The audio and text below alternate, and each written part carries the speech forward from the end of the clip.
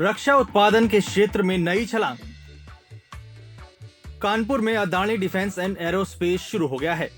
ये 1500 करोड़ के निवेश से एशिया का सबसे बड़ा गोला बारूद कारखाना होने जा रहा है। ये कारखाना अदानी समूह ने तैयार किया है। इस मौके पर मौजूद यूपी के मुख्यमंत्री योगी आदित्यनाथ ने इसे एक ऐतिहासिक मौका बताया। भारत को सुरक्षा के क्षेत्र में न केवल आत्मनिर्भरता बल्कि इसके माध्यम से हम न केवल अपनी स्वयं की आवश्यकताओं की पूर्ति कर सकें बल्कि देश की सुरक्षा और आंतरिक सुरक्षा की स्थिति को सुदृढ़ बनाने के साथ साथ इस क्षेत्र में जो दुनिया की आवश्यकता है उन आवश्यकताओं की पूर्ति करने में भी भारत अपना योगदान दे सके, इसके लिए उत्तर प्रदेश का यह एक महत्वपूर्ण केंद्र जो 6 नोड्स में विकसित हो रहा है, यह एक मील का पत्थर साबित होगा।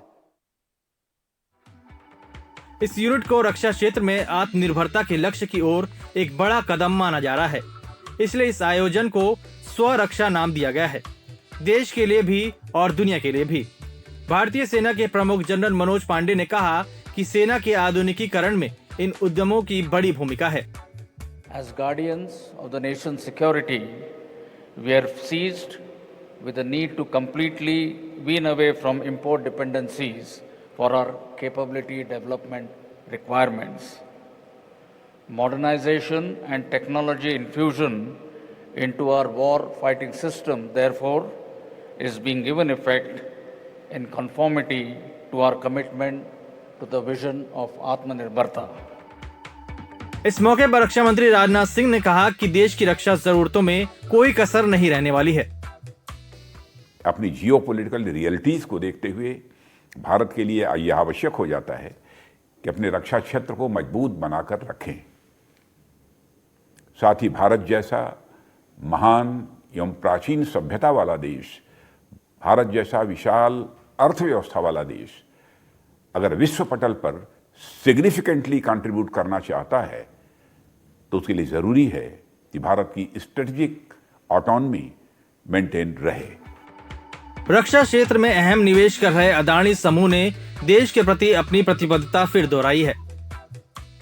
India is not just rising, India is ascending. This ammunition and missile complex stands as a testament to that ascent, a giant leap towards securing our borders and empowering our brave soldiers. पर हमारा ये सफ़र उत्तर प्रदेश सरकार की बेमिसाल सहयोग के बिना संभव नहीं हो सकता था। मैं इसके लिए माननीय मुख्यमंत्री श्री योगी जी का धन्यवाद करता हूँ।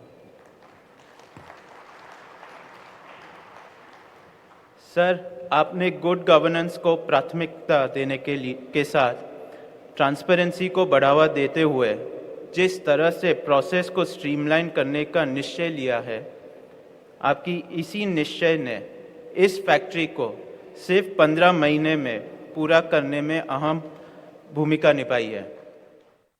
भविष्य को देखते हुए हम मानते हैं कि यह फैसिलिटी एक लंबी कहानी का पहला चैप्टर है।